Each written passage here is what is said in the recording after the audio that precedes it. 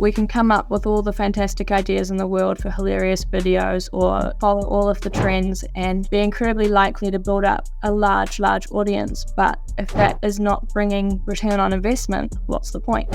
Welcome to Scale Smarter, where we dive into the world of business and explore practical tips and inspiring stories to help you scale your company without scaling your headcount. Okay, well, welcome everyone to another episode of Scale Smarter.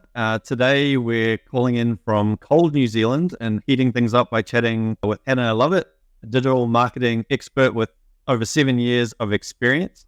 Hannah's business Inquire Marketing works with small to medium business owners.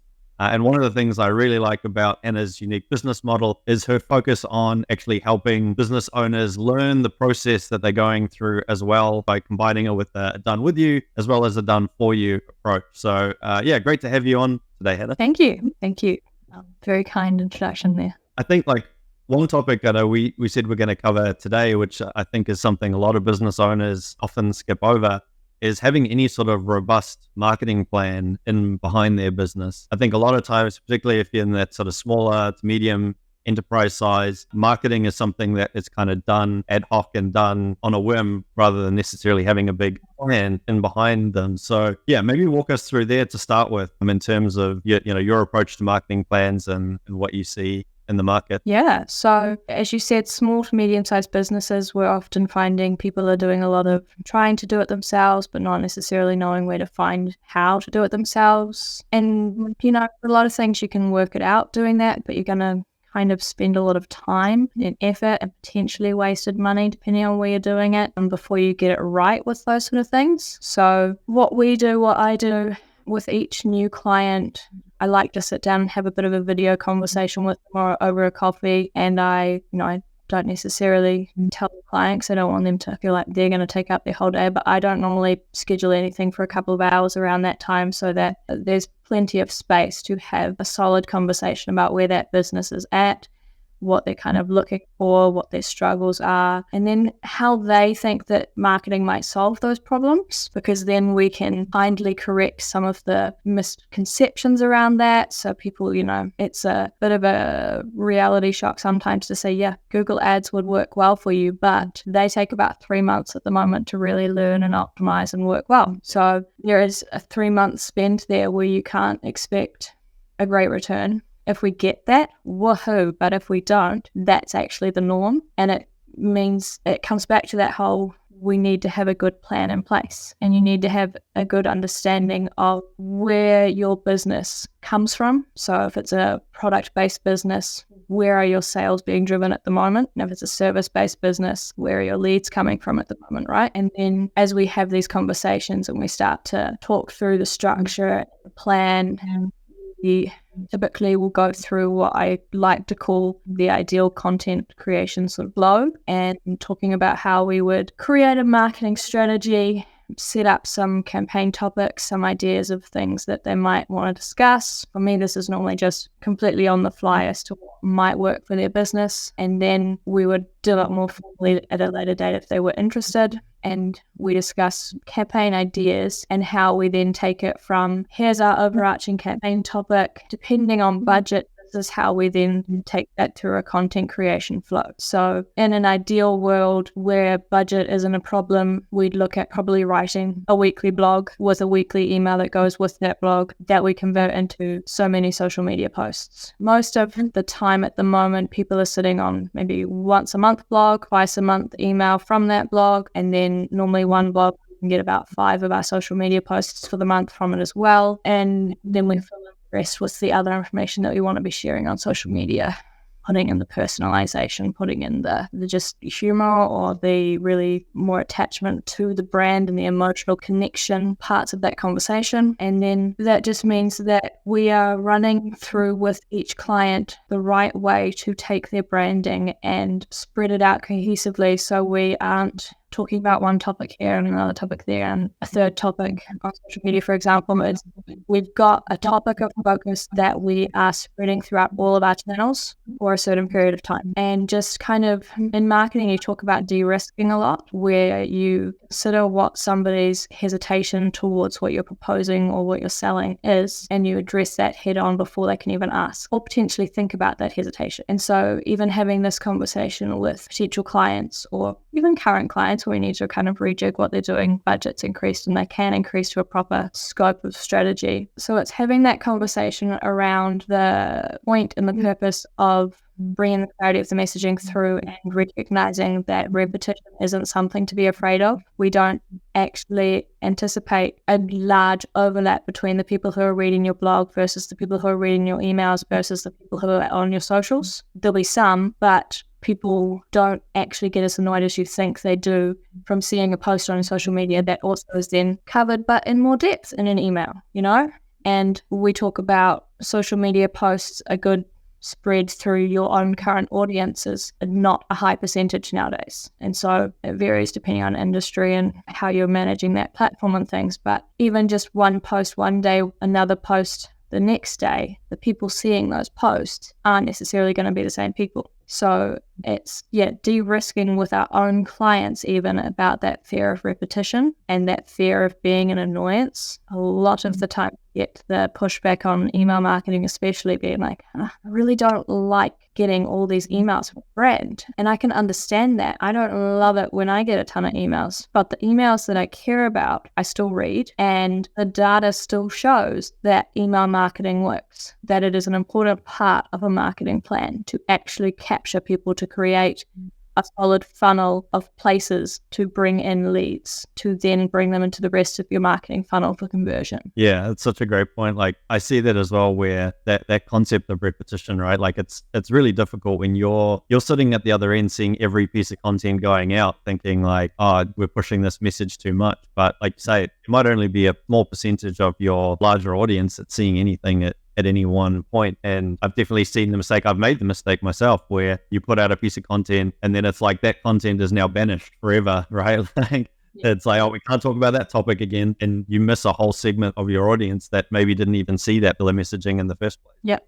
And there's the conversation on social media about what's called or referred to as evergreen content, which is where you've got, that content that you're actually making sure that you are repeating throughout time. So as you've got an introduction to yourself high enough up that people might find it, you've got your content that you used last year for a sale that you just tweak for this year's sale, because last year's sale purchases might not be the same as this year's sale purchases. And so you can do that. You can keep it a little bit more simplistic and therefore a bit more on brand by referring back to what you've done and going, okay, did this work? If it worked, we don't need to reinvent the wheel here. We just need to adjust it to match what we're doing now. Yeah, and you touched on that with the way you explained your process with, like the creation of the blogs initially and then breaking out from there. But what are you seeing in that space in terms of like repurposing content and splitting it up into multiple pieces? Like, is that, I imagine for a lot of people, that's something that might even be kind of more of a new concept when you first start working with them, right? Yes, absolutely. So when people approach us wanting to work with us, they typically come in with the thought of, I need help with this. I need help with this one thing. I need help with my Google advertising. I need help with my meta advertising, whatever it might be. But when you delve into it, there's not actually the processes or the plans in place to support that being a successful marketing endeavor. And I know that for me, I don't refuse, but I strongly hesitate and recommend against people going and investing with us to do a marketing platform that I don't see there being the external support for it to be successful. So if you're wanting to run Google advertising, you need to have a website that converts. You need to have a place for them to go, which we've seen or we can see will work, because otherwise we're going to be wasting money bringing traffic to the website to get nothing. And with Facebook paid ads, we don't want to be running paid advertising on Facebook if you never post on your socials. People are going to click on your ad and see you. So if your ad says one thing, it says I'm a relevant person, I'm in this space and I'm active, but your profile says another and you haven't posted since Christmas last year, people are going to be like, well, actually, do they actually do what they say? Do they actually work? Like, are these people actually a part of the market still? And even just social media in general, people come and go, great, I want to do social media. I want to do LinkedIn, TikTok, Instagram, Facebook, all of it. And we want to do it well, right? And I go, okay, well, to do all of the platforms, to do them well, to actually see growth within that, you are looking at thousands of dollars per month in fees. Because to grow a community on Instagram, you need to be spending time on Instagram each day. And we do that for clients. We have clients that we spend up to 5 hours per platform on day for. And we see the results. Those clients now have people coming into their inboxes off their own accord going, when do I purchase that product that you posted about? Or even just asking questions because they recognize that that profile is an expert in that space now. And we've done a whole pile of brand outreach, so more people are finding them. But it's bringing people from the start of the process where they're not necessarily clear about how marketing is it's a strategy that needs to have all the supports in place, or you need to adjust your expectations of what you're going to be doing. So we definitely can take it in two different ways and go, yes, we can run your Google ads, but we can't guarantee there's going to be results. Really what would be ideal is if you'd let us come in and tweak your website with this and this and this, and then hopefully we see some conversions. We can look at your analytics and go, people are getting stuck in a loop between these 3 pages and they're never actually getting to the cart, or people are getting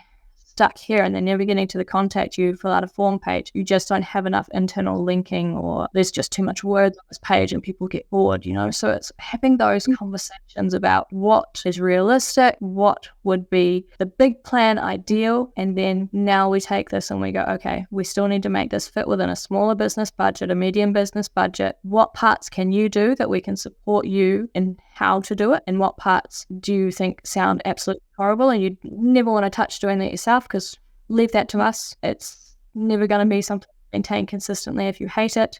And what parts do you maybe want to tandem? We have some clients where we post Monday, Wednesday, Friday, they post Tuesday, Thursday, Saturday. So as their social medias are getting a really strong boost, but they're not having to pay us for the highest, most package to get that boost because they're doing some of the work. Yeah, that's one thing I always thought was really cool about your business and quite unique, is that mixture between kind of done for you and done with you. Because I know like a lot of agencies that I've seen, or like they even approach us, all they just want to do everything for you. It all goes into this kind of black box in the background. You got no idea, and you either get results or you don't. And so to me, like putting on my business owner hat, yes, there's the working with you to get the result, but actually like there's sort of like an education piece and an investment in business growth that's going on as well, right? Like they get kind of tangible sort of lessons along the way beyond just like the actual marketing plan that you help them employ. Yeah. And, I started a small business myself with this. There's a lot of mistakes that I've made over the past couple of years that I don't want to see other people make, because it's a waste of money, or it's a waste of time, or it's just a lack of understanding. And so I'd rather that we spend that time talking and educating than we're not providing the top quality service that they actually need. Yeah. And I think like, one important thing you raised there is like, I have people approach me all the time about how they're going to like blow up my YouTube account or blow up my LinkedIn account. And then you go look at their LinkedIn account, they got like 5 followers. You look at their YouTube and they've got like 10 subscribers. And so I know you touched on Instagram, or in terms of those platforms, are you seeing any particular platform that, maybe is a bit more underrated than any others that, if somebody was going to focus their attention and build up that profile so that, the people that did go check them out saw quality, what are your thoughts around the platform to focus on? Having this conversation with a client on Monday, they were saying, they've tried quite hard on LinkedIn, but they're not seeing any returns. And it's, again, a case of stepping back and going, actually, each platform has a different scope and a different potential for return. So it means that we can't say one platform's less, what was the wording you used, underrated than another platform, or, overrated, if we're going to be specific there. It's talking about Facebook is where you find your purpose. Facebook is a place where there's a lot of private profiles. Getting increased reach for just a Facebook page is difficult. You are restricted to posting in community groups, working groups, and you're restricted to the rules within those. You might only be allowed to post once a month, once a week if you're lucky. If it's one where you can post as much as you want, the likelihood of getting breakthrough is minimal. If you're posting and you're not actually providing value, people aren't going to care anyway. Instagram, it's a platform that I quite like to pursue with people, because getting a good community built can be done quite nicely with the right effort. It's got the setup in place where people's profiles can be public. People post using hashtags or keyword nowadays even, and it's a lot easier to find your relevant audience and reach out to them yourself, which is what is needed now. TikTok has your virality component that a lot of people get really excited about, but again, you've got to look at what do we do with that following. If we build it through viral posts, viral videos, are they going to actually be the people who are going to convert for you or not? Targeting a viral growth strategy isn't something that I've ever done for a client, because I haven't had a client yet where I think that that's going to provide the right returns. We can come up with all the fantastic ideas in the world for hilarious videos or follow all of the trends and be incredibly likely to build up a large audience, but if that is not bringing return on investment, what's the point? And you come back to LinkedIn and people are looking at it and going, I'm being told LinkedIn's the place to be a lot more, so I'm trying it. But they're not realizing that LinkedIn as a social media platform has a very different expectation in the content that you provide and the way that you just engage with everybody on that space than Instagram, which is what most people are used to, or Facebook. Posts that you do on LinkedIn need to be more authoritative. They need to show the results. They need to be less fluff. You don't want to be boring people with your morning coffee routine if there isn't a point to it. Whereas on Instagram, people post a story of them making their coffee every day, and it would probably get watched for some influencers every single day because they just want to see what the pretty picture is on top that they managed that day. That's not what people are on LinkedIn for. They're on LinkedIn to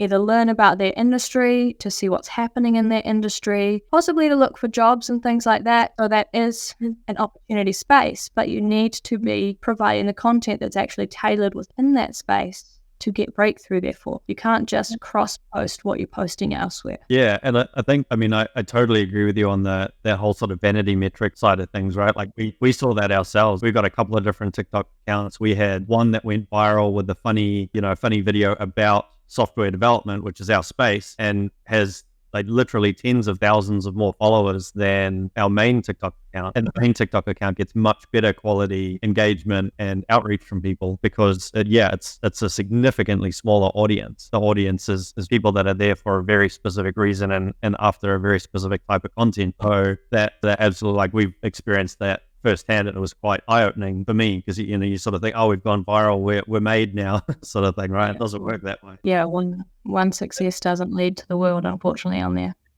Yeah, exactly. And that kind of, I guess, leads on to another question I had was you touched a little bit there on the importance of like the tracking and analytics side of things. So I'd love to explore that a little bit more, because I know like the analytics side of things often for business owners is a bunch of acronyms that they don't really understand. They don't understand how one acronym affects, any of the others, let alone how that affects lead generation or business growth. And so, yeah, I'd love to hear your perspective on, how you incorporate the sort of analytics side of things into helping these business owners grow their business.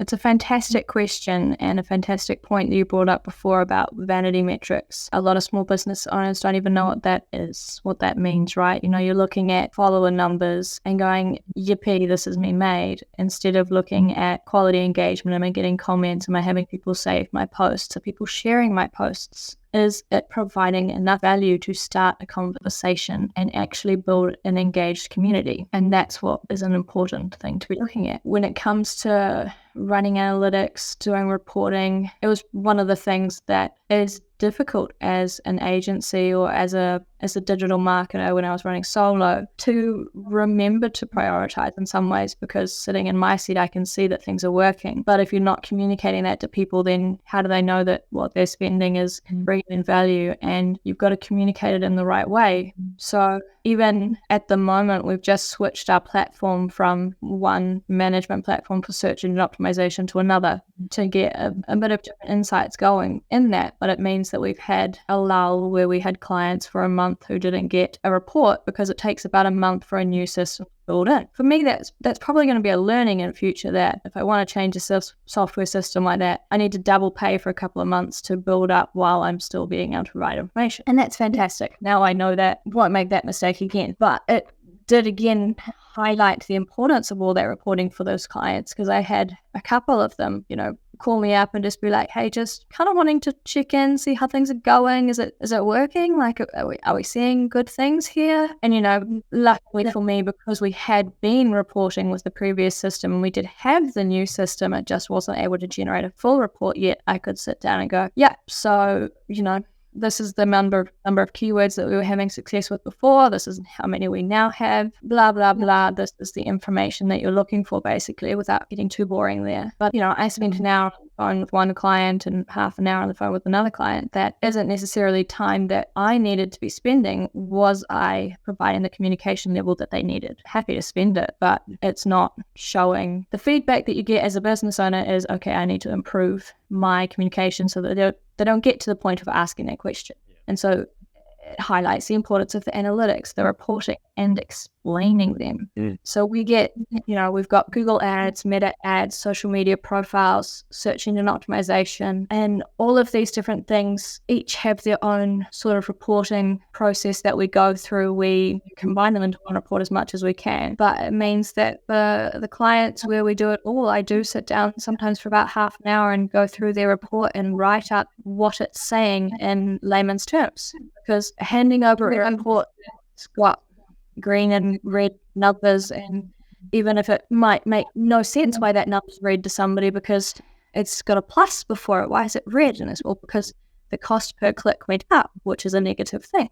Yeah. But you need to actually understand what you're reading and what you're seeing to be able to explain that. And so it's not just generating the report and sending off the data in the way that we see it. It's the importance of generating a report, translating that report, and then sending it off to people and making sure you follow through with all 3 steps. I'm lucky I have a really good operations manager now who follows me up on doing that, because it's still something that I have a lot of tasks to do, and that requires me to sit down for half an hour and read through this report, which I enjoy doing. I just don't necessarily feel like I have that half an hour. But you got to remind yourself that half an hour to me is the lifeline of information that business owners actually need to understand where they're at. It's just making sure that you're communicating and you're reporting in a way that meets your clients where they are. Yeah, and I imagine there'll be so many business owners out there now that sort of fumbling their way through this, having all these reports that they're trying to work their way through, maybe not really understanding what they're looking at or how pulling one lever here can affect something else over there. I'm sure that's probably just one of many kind of common mistakes that you see in this space, maybe like when you're first going in. Are there any other things that come to mind as sort of common pitfalls that business owners fall into, maybe when they try to do it themselves before engaging, someone like yourself in your agency? One of the really common ones that we see is just not having any form of analytic tracking set up, which means that our ability to come in and make quality recommendations is a lot harder, because the recommendations that we make have to be based on industry standards or what we've seen with other clients, rather than being based on clearly what's going to work for their business. I mentioned earlier, somebody might be being stuck in a loop on their website between some pages. It's impossible to know that unless we can see that. And far too often, people haven't set up or tagged in their Google Analytics, or people go, I built my website, I hit go, it's launched, it's published, but even searching my business name on Google, nothing comes up. And it's an incredibly simple fix often to fix that beginning step where you go, did you register with Search Console and submit your sitemap? And it, it doesn't take long to do, but you've got to do it. And so it's, those sort of pitfalls which we see 90% of our small business clients approaching us having done, which does make it that bit more difficult to strategize and plan and make promises as such. We go, this is based on our expertise and our experience, not necessarily based on what we've seen so far. So this is where we'll start, but we might need to pivot. Yeah, I can definitely see that being an issue. I've experienced it as well, where there's a lot of business owners who don't even know that something called Search Console exists, right? And so it's a really critical step that is very easily missed by a lot of people. One thing I've seen in the industry over the last probably couple of years is this growing trend of almost like white label agencies where it's kind of really just freelancer, or maybe somebody with a bit of marketing background that then really like just offloads all of the work to sort of like a backroom digital marketing company that they've engaged. I know like when we spoke, you mentioned like the importance for you around,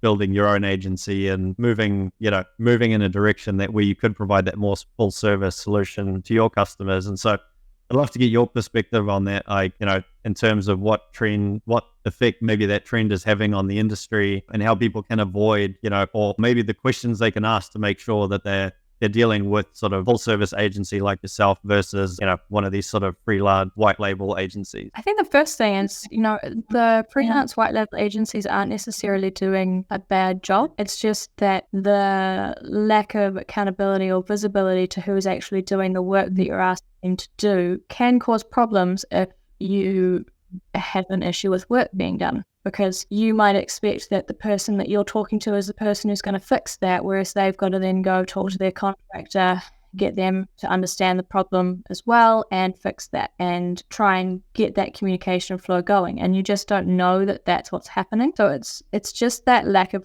clarity in having like a bit of a hidden team versus a public team. And I think one of the big things is the person that you talk to, yes, you want to have one, maybe two people that your point of contacts are. So you want to have people who are project managing what they're doing for you, so you're not having to worry about it. But that person still needs to be able to answer your questions clearly and correctly. So if somebody's saying, yeah, we can do that, but they can't explain the how or why they're suggesting to do this, it's likely that they don't actually understand what they're trying to sell you, basically. So it's harder to then expect quality reporting, quality information coming back because they haven't got the clarity themselves. It was important to me when I started as a freelancer, lost my job 1 week, started up the business the next, basically, thanks COVID liquidations. And it was that whole reality of looking at what I was doing and how did I want to shape it. There is a large amount of potential for a very lucrative business if you run as a freelancer and you really niche in and you focus on maybe one thing and you do it really well and you provide that to clients and you don't have the overheads of running the agency status or, employing people, etc. But what I wanted to be able to bring was an offering to the table where we had a team of people that were niched experts in their space. So it's a team of niche experts within their space who, we've got a copywriting expert, and then we've got a graphic designer that helps with the visuals. We've got somebody who's been in Google advertising and has been a certified Google partner for over 13 years now, search engine optimization expert. She's been doing it for over 10 years, probably a lot longer. And then we've got my operations manager who's not necessarily an expert in any space, but is similar to me in that she's becoming quite a generalist in what she does. So she can answer those questions and help out with the team of experts, then actioning what needs done and be able to be accountable with the clients. And I wanted to set it up like that so that small businesses had access basically to a quality marketing team like a large business would without having to pay and deal with employing a large marketing team, right? So they just are paying for the little bit of time that they need from that person each month just through us organizing it for them. And it means that the quality that we can provide in that work is, in my opinion, higher than if one person's trying to do all these different things. Like back when I used to try and run somebody's Google ads, do their socials all by myself. I know that there will have been times when the quality in one area dropped just because something else became more urgent. Whereas now we've got somebody focused on that one thing for you. I also like the fact that it's allowed me to provide a lot of support to a variety of different people. We've got a fantastic team now, and everybody that we work alongside has, their life story, and it's cool to see that we've made a job space for them, that they've got this bit more money to spend to do what they wanted to do or to go towards new goals. We have the employees who go, great, I afford food now. But we also have the employees who go, I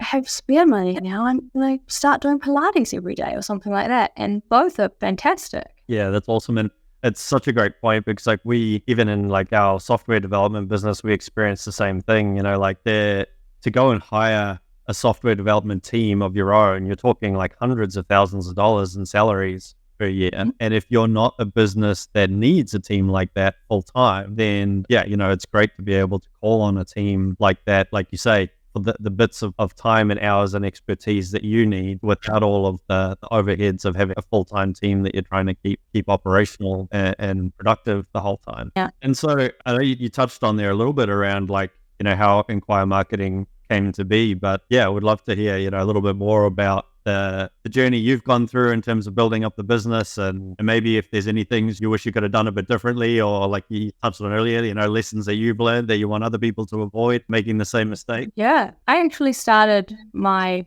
career path as training to be a nurse, or we could go back and say training to be a paramedic and then shifting into nursing after that. And so I really thought that I was going to end up in healthcare somewhere, and I knew that my passion and my drive in doing whatever I did was that I wanted to be helping people. And I thought that the way to do that was in healthcare and only healthcare. But while I was studying, I was working alongside to, have spare money or just pay the rent, depends on the day. And then I ended up that the job that I applied for and got just as I was starting my nursing was advertised as a retail sales assistant on Student Job Search, I think it was. And it actually was being a kitchen designer at a small place that sold flat pack kitchens. And it was me, the owner, and his mum and his dad, and then some people out in the warehouse. And that was the team. It was very small at the time. And I came in and I learned how to do sales and design kitchens and sell kitchens. And that was fantastic. And then I had to go back to uni. And you can't exactly stand beside somebody and design their kitchen for them remotely. But I still was keen to work and they were still keen to have me. So I moved into doing their marketing basically, with minimal experience, kind of just learning it all on the fly. So I took that, I stayed with them so I finished my nursing degree, so there was 3 years there, and then a year post-nursing where I did a bit of postgraduate nursing while working as a nurse for the shortest period I could, and working for these guys either part-time or full-time along the way, and then finished up with nursing and had a little bit of a break from the workforce due to having injured myself. So I had damaged my wrist quite badly and couldn't do much anyway because I didn't have that function. And when I went back to get into the workforce a few months later, the COVID had hit, everything had kind of happened in that respect, and people weren't really hiring. So I approached one of the distributors that I'd known and said, do you guys have anything going? Do you need anything? I just need some work. And came on for them as marketing, which was really, really fortunate for me. And stayed with them until they unfortunately had to liquidate back in 2022. So yeah, it was a case of working away. Everything seems to be going good. We're getting good feedback. And then a team meeting was added to the schedule that was at an abnormal time. Everybody was asked to attend. And the message was, stop working, go home, can't pay you for the last week, can't do anything more. Bank's completely empty, owe a ton of money already as it is. Sorry, but we're going into liquidation. The liquidators will be in touch. And that's actually still going on now in that liquidation process. It turns out it's a very long process.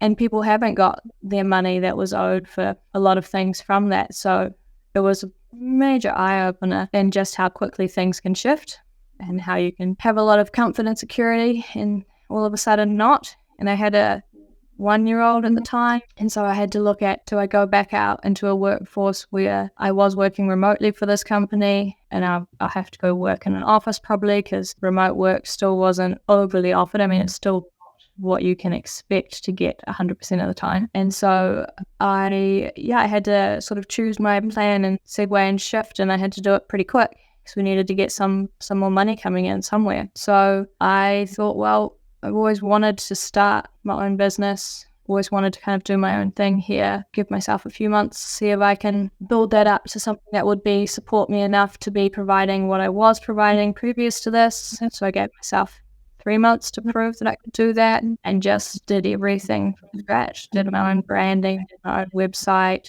was on Upwork, just getting paid minimal amounts to do tasks for people and just built it up from there. And I 2 or 3 months now what I was making at my previous job with monthly income, and then we've just worked from there. And so I proved myself that I could do that. And then the next thing was, okay, so I can do this. Where do I want to take this? And I realized that what I wanted to do was to band together a team of experts that I can help other small businesses have to provide them with a higher level of marketing than they otherwise would have access to. And it gives me the freedom to, I still dabble in doing the work that I enjoy doing. I still design websites and things for people, but it gives me the freedom to be able to sit down for an hour and block out 2 hours of my schedule to sit down with somebody who I have no expectation of necessarily paying me a dime, but they've asked some questions about digital marketing and I can help.